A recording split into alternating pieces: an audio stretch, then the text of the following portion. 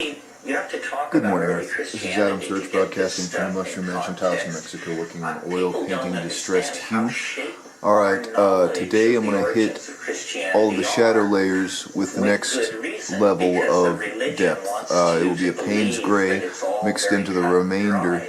of There the are magenta real that I mysteries used last surrounding time. the birth of Christianity. For the shadows anyway. Let me I just did a cadmium run through for it yesterday's, a little but bit. yellow.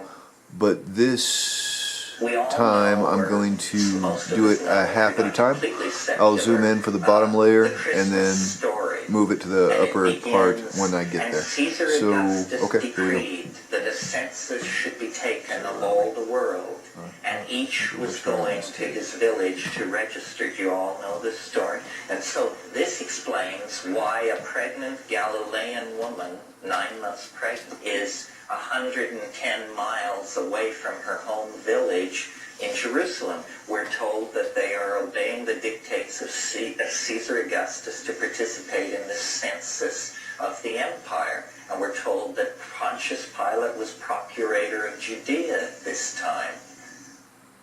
There was no census ordered by Caesar Augustus.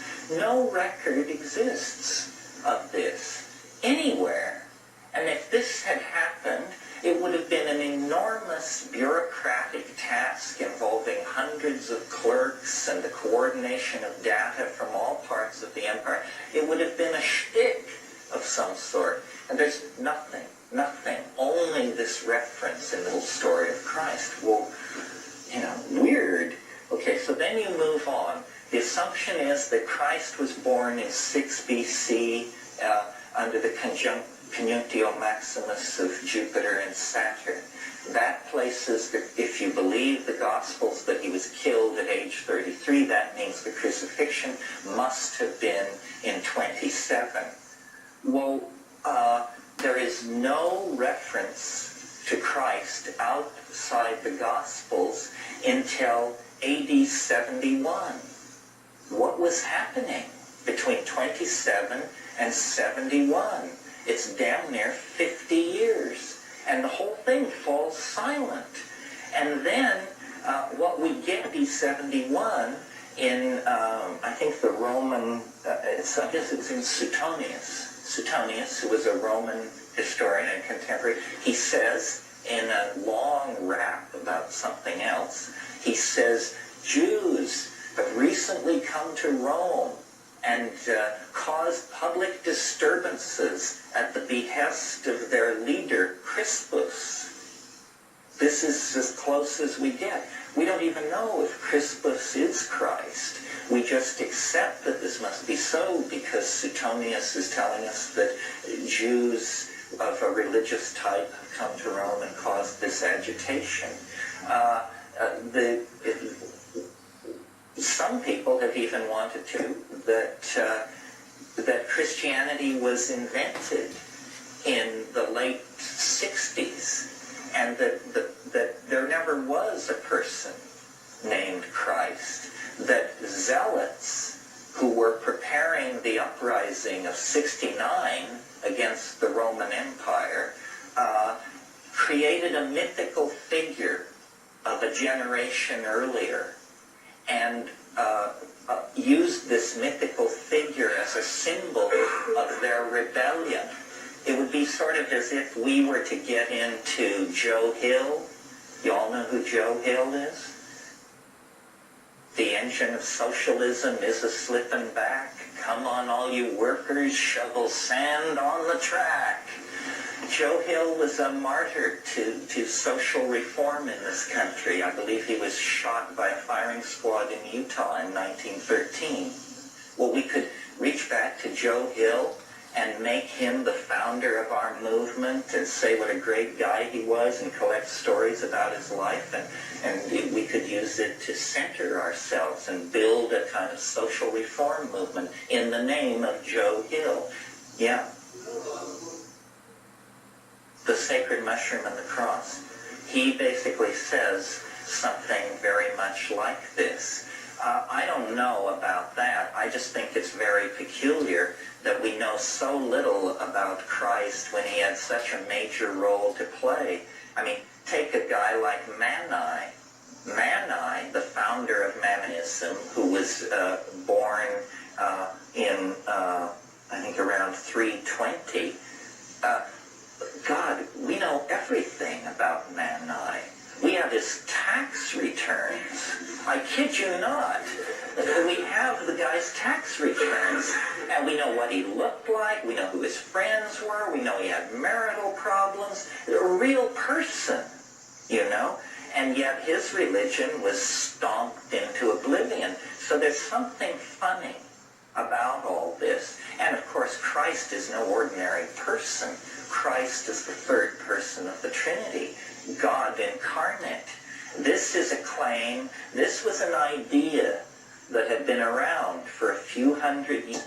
You all have heard of Dionysius, who most people tend to connect to Bacchus, the drunken late Roman god of wine. But the early Dionysius is a much, much weirder figure. The early Dionysius is an androgyne, always in the company of women, a god of ecstatic frenzy. And what the enemies of the Dionysian religion always claimed was, first of all, women were the major followers of Dionysius, and they would intoxicate themselves in some way, and then holding hands dance through the countryside and rend their clothing and just carry on outrageously. And what the enemies of the Dionysian religion claimed was that they became so frenzied that these women, who were called Manaids, ate their own children. This was the lie spread about the Dionysian religion. Well, the story of the birth of Dionysius is very interesting because his father was Zeus, the hidden higher all-father, analogous to God the Father in Christianity. But his mother was Semilla. And in some versions, Semilla is a mortal woman, the daughter of King Cadmus of Thebes. But in other versions, she's herself some kind of a goddess. Anyway, she was one of these many affairs that Zeus had. He was always impregnating women and bearing children. And in the 8th month of her pregnancy, she was struck by lightning and killed. And she was very dear to Zeus. And when he came upon her dead, he immediately performed a cesarean operation. And he cut open his thigh, and he put the child into his own thigh and laced up the wound. And the child was born out of the wound 6 weeks later. Now, this may be grotesque and peculiar, but notice that what we have here is something close to a virgin birth. It's born of the Father, is what we have. And Dionysius was then called the twice-born god because he was born once by caesarean section from his mother and born again 6 weeks later from the thigh of the Father. And it's thought that this Dionysian impulse in the hands of these mystical Jews became then the doctrine of the Immaculate Conception and the whole notion of an immaculately conceived child. Christ is a type of Dionysius. I mean, it's heresy to say so, but comparative religionists have been saying this for centuries. Dionysius was a religion of orgy and ecstasy, typical of this period in Greece. Another religious system that was sort of complementing the Hermetica and developing alongside it was Gnosticism. And, I said a few minutes ago that the psychology of the late Roman Empire was very modern. Gnosticism is a very, very modern impulse. It may not at first appear so because ancient Gnosticism is freighted with angels, demons, what we would call superstition. But if you strip away all that Baroque stuff, you come to a philosophy very similar to the philosophy that many of us have accepted really without thinking. We just call it modern attitudes. But the idea in Gnosticism is that you're on your own. You know, there ain't no free lunch. If God did make the universe, he disappeared shortly afterwards and has no interest in you, your fate, your fears, your hope. We don't belong.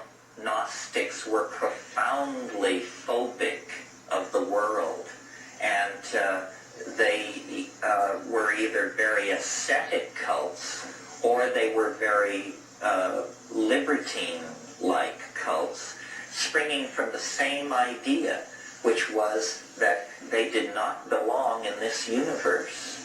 They were from a different place, and their whole concern was to escape. They are the ones who decided that the earth is an iron prison. They didn't like to have children because they felt that to have a child is to trap light in matter. In many Gnostic sects, the only forms of sexual activity that they approved of were forms that were guaranteed to not lead to conception. So oral sex, anal sex, whatever, but never sex which could lead to conception, because that would trap the light, and that was an abomination. Needless to say, these sects died out in a hurry because they were self-limiting. There were all kinds of religious impulses, yeah.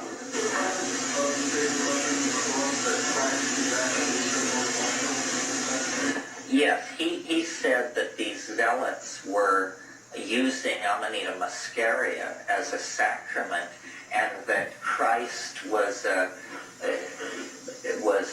symbol of the mushroom, so that they could refer to the mushroom without directly referring to it, so that only the believers would know. John Allegro's case is interesting, but not entirely persuasive. There needs to be more work in this area. There is something going on in the ancient Middle East about mushrooms. It's hard to reconstruct, first of all, because the climate itself has changed so much that there are no mushrooms. But the evidence is pretty strong and getting stronger that there was mushroom use. I reproduced in my book a picture of a mushroom object, and I was hoping I had another one here, but I guess I left it back at the apartment.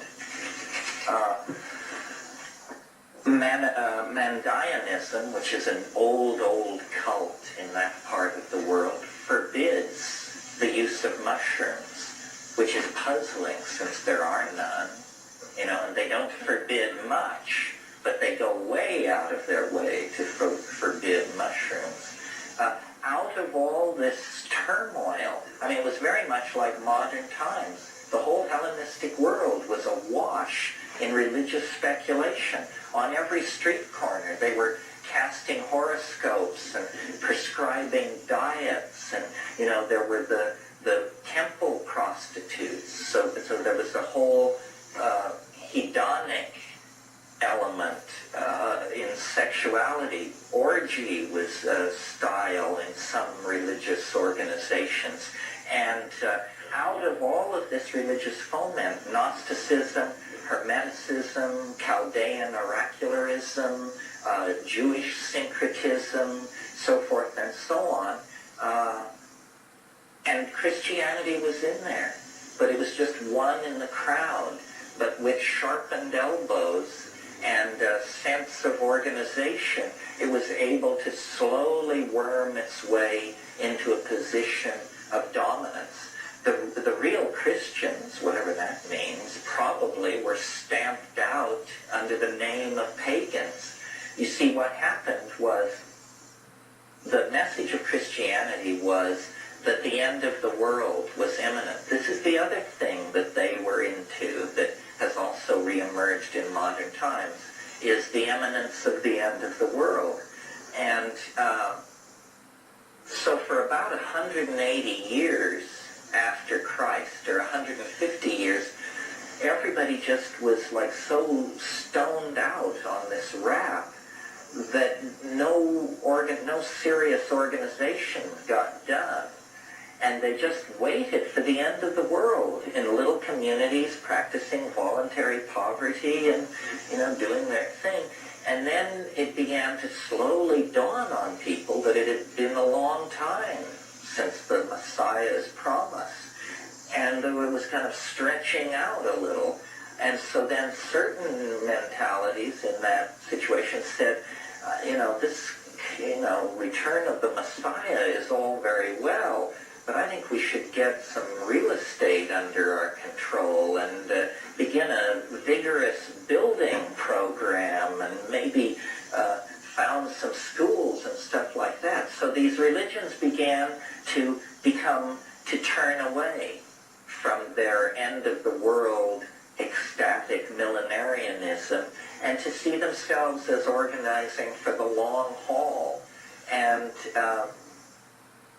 it was in this atmosphere that the Hermetic books were produced and written down. The chief magical ritual of Hermeticism is the invocation, is the ability to call stellar demons down into statues. And then these statues prophesy.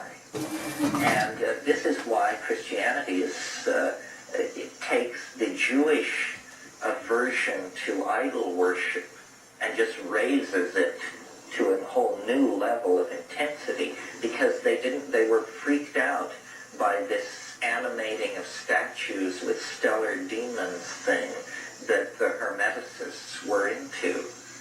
Yeah.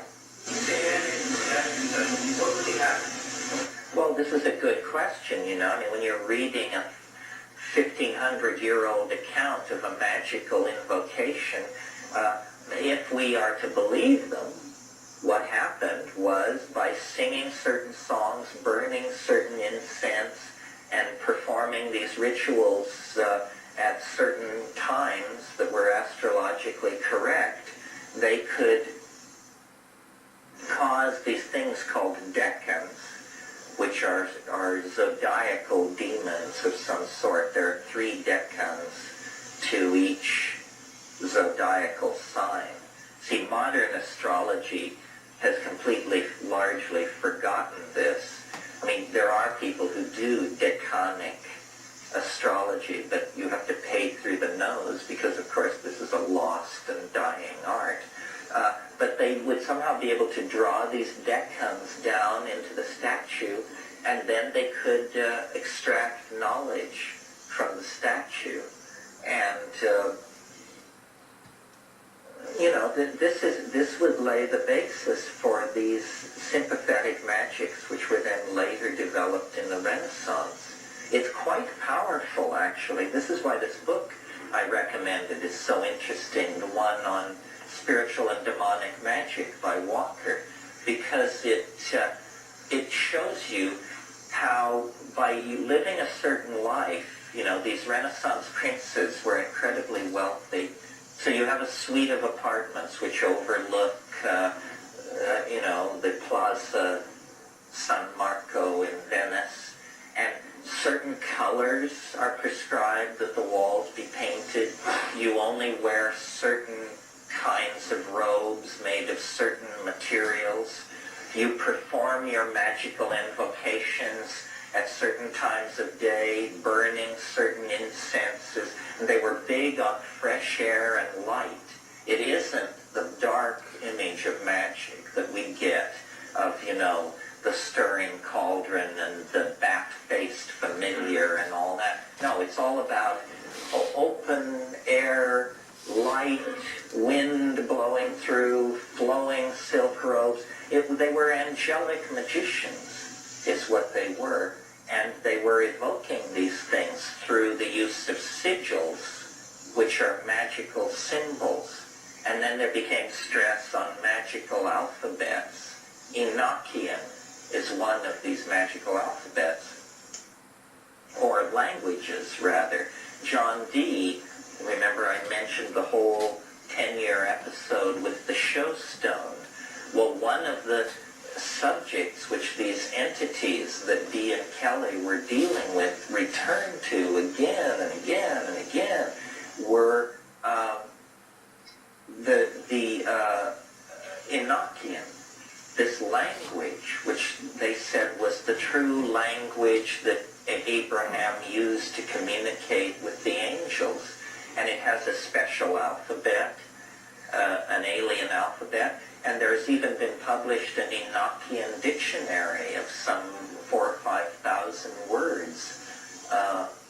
There was a very bizarre, this is just a footnote, but a very bizarre episode in the mid-1950s. There was a woman who was a kind of clairvoyant, and she was in contact with flying saucers.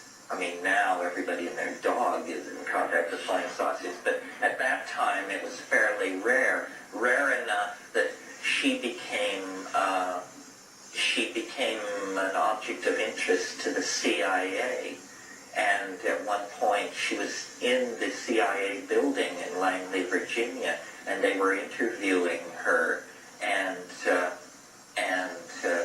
she said, "Well, there's a flying saucer right outside the window," and these guys rushed to the window and looked, and there was some kind of thing in the sky, and she said, "It's giving me a message for you, for this colonel." and the message was Affa, Affa, Affa, A-F-F-A. So he wrote this down. Well, then I didn't read this. I looked it up. I had a hunch. Affa is the Enochian word for nothingness. Just more weirdness.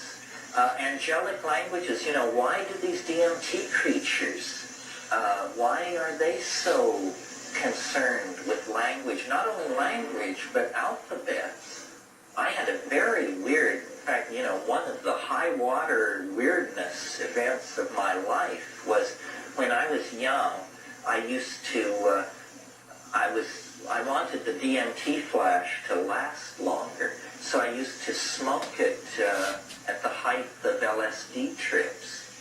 And one Christmas vacation, this rooming house that I managed in Berkeley everybody had gone home for Christmas, I thought. And so I decided I would take some LSD and smoke DMT, and so I took the LSD and then I smoked the DMT. It was just nuts. I mean, it's nuts enough, but this was like turbocharged nuts. It went on and on and on. And finally, there was a woman who I rented a room to upstairs named Rosemary, who was supposed to be in Minnesota. She was an actress and very projective and did everything with great flair. And she apparently came back early from Christmas vacation. So she hit the front steps running of this house and used her key to let herself into the front door and came right around to my door and started beating on my door. Well, I am by nature a very paranoid person. 2 minutes left in the clip. I can But I didn't go too high there on the left. I think I might have. in the middle of the Amazon But anyway, basin, and as if you can I'm see, out that in starts the carving out rainforest a smoking significant joint, and amount a stick more is depth, broken or anywhere significantly near me, more I depth immediately hide into each expression of the face, and starts casting little shadows in the noses and eyes and around the right times. So that's it for this clip. I'll just zoom in to the next set, or just pan up to the next set, and start this again and splice them together for a process video that will be posted in a little while. Alright, thanks for watching. Have a good day. Somebody in stir. All right, take two, You upper go, portion.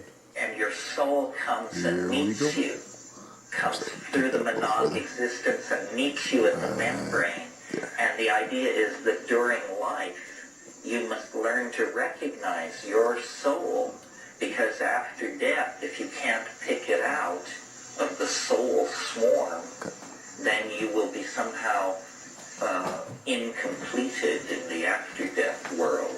Yeah.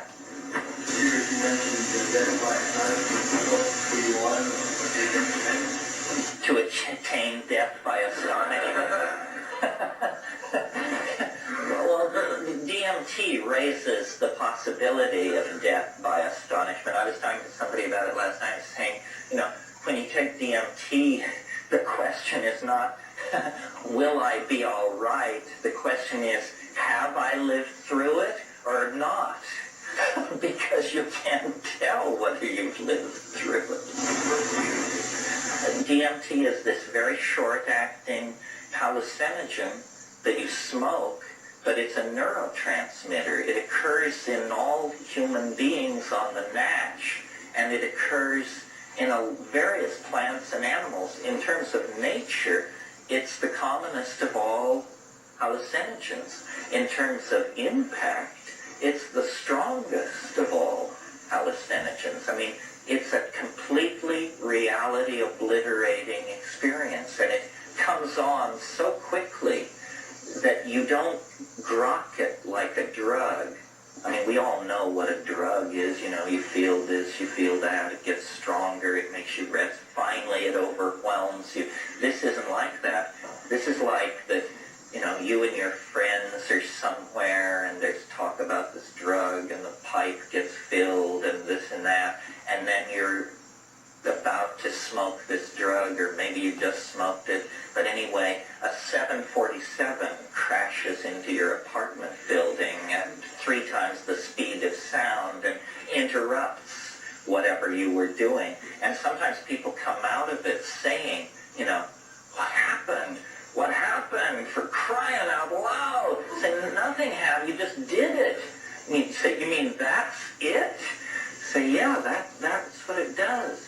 Because it is not, it's more like it happens so quickly that we interpret it as an event coming from the outside rather than a chemical compound diffusing through your body, because it completely replaces reality, not with the contents of your unconscious or your unfulfilled dream wishes or any of that, but with another dimension, a space filled with entities busy about their many tasks, although they notice you and come flocking over with a piercing screech and begin to, they like to treat with you, they play with you, they're not entirely friendly. It's sort of like, I don't know, it's the kind of feeling I used to have in India when I would go to make these hash buys in these Indian markets, and these guys would say, welcome, welcome, you're my friend, I'm not like all the others. And what it was, we were there to do business, and so it was fine, and everything usually went smoothly, but this was no environment into which to let your guard down or anything like that. You had your hand. What does DMT do in a range of neurotransmitters? We don't know. Nobody knows what it's doing there, and as long as the government makes it impossible for science to pursue rational questions or rational answers to these kinds of questions, it's not likely we'll ever find out. The best guess so far is that it mediates attention. That, for instance, if there were to be a noise over here or movement, and I turn and that's a little spike of DMT makes that possible. It's where you suddenly narrow your awareness and project it deeply into a small, confined area. This was the best guess of the people who did work on it a few years ago. Yeah.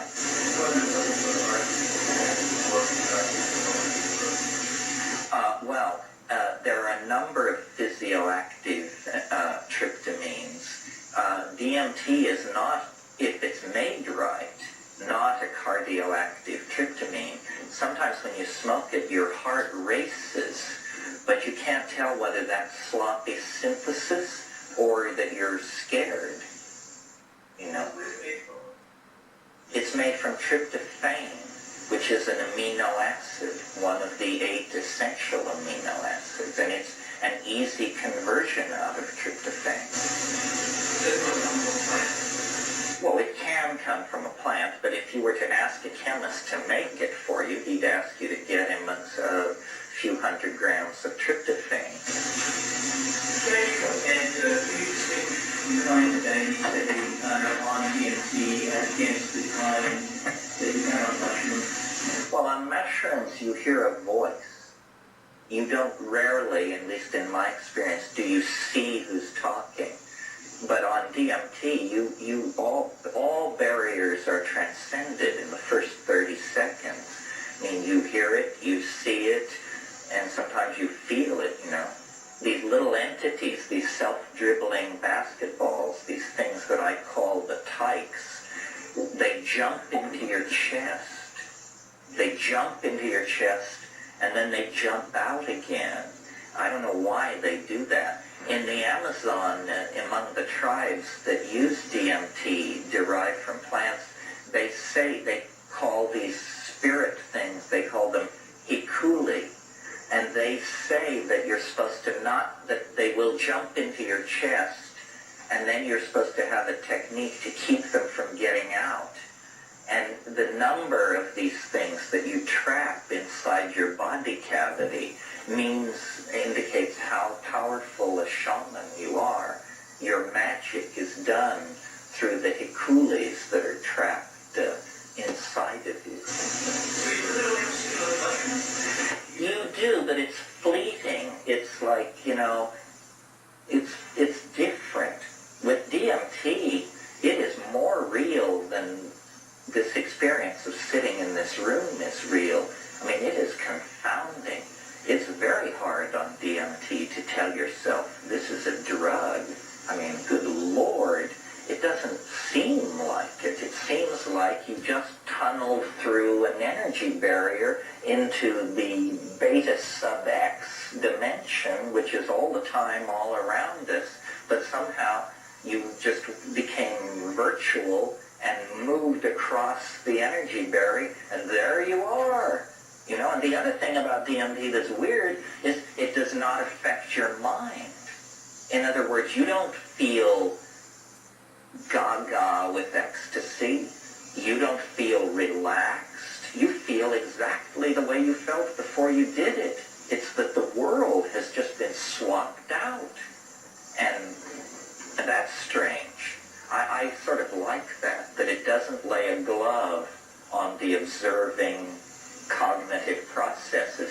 Instead, it just does something in the visual cortex that causes the world to be replaced by a 3, 4, 5-dimensional, highly colored, moving environment filled with screaming elf demons.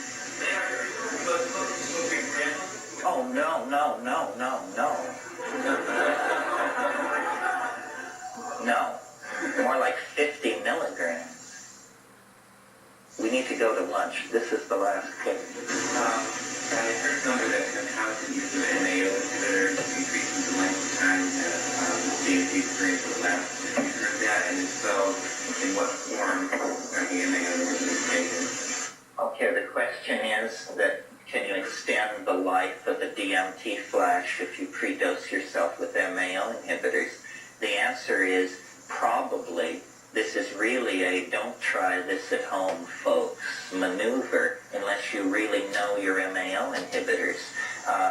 There are MAO inhibitors, synthetics, that will inhibit every molecule of MAO in your body for up to 6 weeks after a single exposure.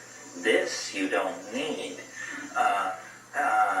An excellent MAO inhibitor for these purposes would be harmine or harmaline, which is reversible in 4 to 6 hours.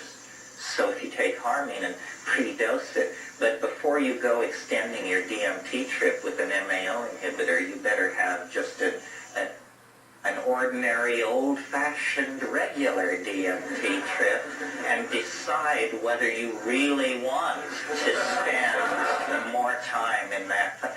Because see, the hook is, especially for smart-ass straight types, is that you say, look, it only lasts 10 minutes, for crying out loud. You want to have all these opinions on this subject, but you're not willing to invest 10 minutes. So most people, certainly I said, I had taken LSD and all that. I thought, 10 minutes, bring it on. We'll go out and have a beer afterwards. Well, it turns out that in a holographic universe, 10 minutes is indistinguishable from 50,000 years under the proper conditions. So we'll meet back here at 2:30. Okay. Well, there seemed to be a lot of hands up when we left. Can anybody pick up the thread? Yeah. Yeah, I mean, when I first you self-transforming type of stuff, and I recognize you very much insisted that the DNC realm is very alien realm, very unlike something like the type, etc. But when I hear your descriptions of these entities, which I have not encountered, so I tried, I hear a fairly an image of an elemental spirit, if you would call it in Western sort of folk mythology, in the sense that one is because you use the word elf, though I know they don't even look like necessarily elf, but the sense of a small entity doing a lot of work that is neither good nor bad, in the sense it's sort of mischievous, it's not demonic, but it's not, an angel. And the sort of sense of them being small and doing a lot of work comes to me very much as sort of an impression of an elemental. And one, if you could just respond to that, and also, to me, not just think of your own particular racial heritage, and in fact, the main elemental spirits that you think of are often the Celtic little fairy dudes, and how you sort of, sort of thought of this to some degree, but how you sort of integrate these things. Well, some of you may know this book. It's a classic called The Fairy Faith in Celtic Countries by Evan Svens. And it was reprinted recently, and I wrote the introduction to it. It mentions in there, when Patrick arrived as a missionary in Ireland to convert the pagan Irish, the problem that he encountered was this belief in the land of fairies. And he, in order to convert the pagan Irish, he convinced them that these were souls of the dead in an intermediate zone that was neither heaven nor hell, which he called purgatory. Purgatory was invented to accommodate the folk beliefs of the pagan Irish. And when it was brought back to Rome, it seemed like such a good idea for converting all kinds of pagan peoples on the fringe of the expanding sphere of Christianity that it's been in place ever since. I've wondered, I think I even talked sometime this week to somebody about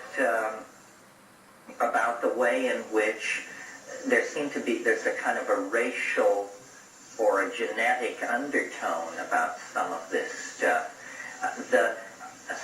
I never really felt, I didn't know till I was 13 years old that I wasn't a white person, because I grew up in Colorado where everything was white bread culture, and my father may have had opinions about the IRA and all that, but we were never told, that we were Irish. And, some of you who have roots in this city know that as recently as 50 years ago, they used to have signs up along 8th Avenue that said, "No dogs or Irish allowed." So, I reconnected to that part of the heritage. The Irish are stereotypically known to be susceptible to intoxication, to be great word spinners, and to have this peculiar relationship to fairyland or something. I don't want to think that I'm just exploring the Celtic collective unconscious. It seems to me these things must be there for everybody.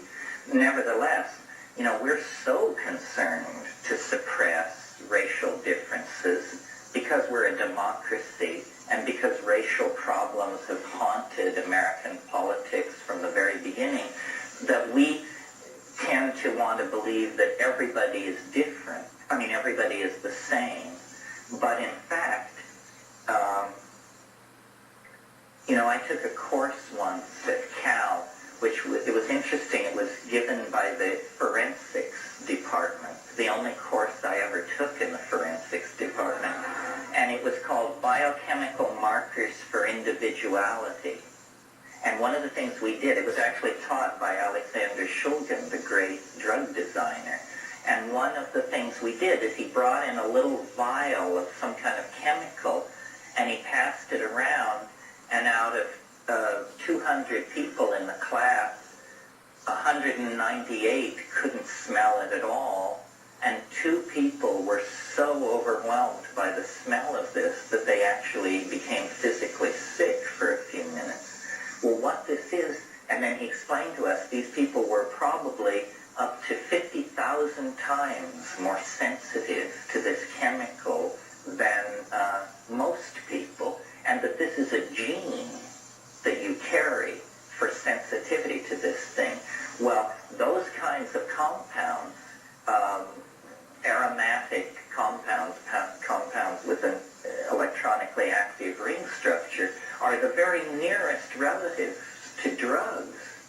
And so it's reasonable to suppose that there are genetic differences in the way we relate to drugs, which doesn't mean racial differences. It means from person to person. But it also may mean, that what a race is a collection of related genes that are more frequently found together than not. This is why, technically speaking, you can never say so-and-so belongs to a race, because a race is a quality of a group. It's not something an individual is. You have to have a bunch of people before you can say that you're confronting a phenomenon of race. So it may be that what Aboriginal people believe is that there are shamanic lines, family lines, with a greater susceptibility to these things than others. So one of the things you learn when you begin to explore psychedelic substances is that it isn't hitting everybody the same way. In fact, it can hit people radically different ways. Society misrepresents drugs tremendously. For example, we all know the stereotyped image of the pothead. The pothead can't work, can't remember. It's the inarticulate, dumb hippie image. Well, I've never met anyone with a deeper devotion to cannabis than myself. And, I'm very proud of my memory and my ability to get verbally organized under almost any conditions. So I completely violate the stereotype of what it is to be a pothead. Well, how many people are there like that? I mean, I'm always amazed when people say, no, I don't want to smoke any pot. It'll mess with my memory. I mean, really? How peculiar. So what you have to do is just like every other thing, everything you've been told is wrong, and you have to take life by the handlebars and figure out what's really going on, which doesn't mean that you're reckless. I mean, there are bad drugs, there are bad politics, there are bad relationships. I hope that answered your question. It was a two-part question. You're still thinking that these entities are in many ways similar to the sort of elemental spirits, and whether you think that is a possible explanation for it. Well, when you say they're like elemental spirits, is that because you spend a lot of time with elemental spirits? No, I know you taught this fairy stories classes to the... It's true, they are. I mean, they don't look like them, though. They don't look like anything. There was a really bad movie. Those of you who don't have kids can tune out here, but since I have kids, I've seen a lot of bad movies, because that's what they make for kids. And I think it was 4 or 5 years ago at Christmas time, there was this movie called Santa Claus. Tune out on. But there was one scene in the elves' workshop where they were making thousands of toys, and there were all these conveyor belts going from level to level, and these guys rushing around at full speed. It was the most DMT-like reconstruction I've ever seen. So it's funny, though, that the elf mythology doesn't carry the sense of strangeness that you get in the DMT flash, although I suspect that what that is that we've been polluted by Disney, that Disney has given us this vision of fairies as were too harmless. It's the Tinkerbell phenomenon, because if you go back before, is it Andrew Lang who wrote all those books, the blue fairy book, the brown fairy book, the white fairy book? Those are weird, those stories. I mean, fairies are weird. They steal babies. That's their main way of relating to human beings, is they steal human infants and leave behind wizened, deformed, sickly creatures who become very strange and peripheral kinds of human beings. And fairies, if you get trapped in fairyland, the only way out is through, and they're language oriented. They will never do you damage if you can convince them that you're a master of words. It's poetry that they like. And all over the world, there is this persistent motif of these small entities. Well, I'm not suggesting that they're really there, but I don't know what's going on. I mean, it's odd that they should persist and that they should be experientially available. I mean, you have to understand, a different person saying this to you, it would be a whole different thing. If it was Madame Someone's Egyptian, so forth and so on. I'm pushed to this stuff by experience, because my inclination is toward reason. Still got 4 minutes left. Pan out. It's just that zoom out and pan down. Along safe channels. And have a look-see for a minute. Make sure I'm not missing any glaringly obvious spots. And drugs are then I'll go back and fine-tune the rest of the day a full before the next layer. of one's We got sexuality 3 minutes. Only give me 1 second here. And going off to weird corners of the world and staying long periods of time is certainly another edge. And if you do these kinds of affirming world of white bread, European bourgeois, work hard types, just looks as weird as any cultural adaptation could possibly be. I mean, I have said many times, and you probably agree to some degree, that reality is created by language. But we don't realize how true this is, that reality really is created by language, and that we are all imprisoned in somebody else's language. This isn't how we want to talk. Most of the words, I'd say 90% of the words and constructions we use would be great-grandfather. We are living inside a 90% 19th century worldview. And culture cannot evolve any faster than its language evolves, because what cannot be said cannot be done. What cannot be said cannot be put in place. So in a way, one way of thinking about psychedelics is that they empower language. It's a way to force the evolution of language. The way you stretch the envelope of culture is by creating language. Everybody, I mean, this happens unconsciously in society, you know, Hasidic Jews or reggae people or whatever, the way they create their boundaries is through language. Alright, so The probably still need a little bit of Catholic work Church, this is how they do here it. and there to get the Payne's Speaking Gray layer Yiddish is a way to solid. do it. But that's it for the moment. You- That's Adam Sturch you broadcasting from the create a Mushroom new Mansion, Taos, reality Mexico, working on inside oil the old painting, one, and you can do distressed it by hue. moving backward Next into shadow layer. specialized Next language, step will or you can probably move forward into a be new language. a I mean, brighter look at yellow, how maybe the, a light yellow, and then white, introduction and of then the maybe go back computer with another shadow has layer, and then we'll be transformed very our close to done with this one. language So in the probably 70s only 2 or and 3 more the sessions. 80s. Draw CPU, Yeah, have a good day. throughput, output, input,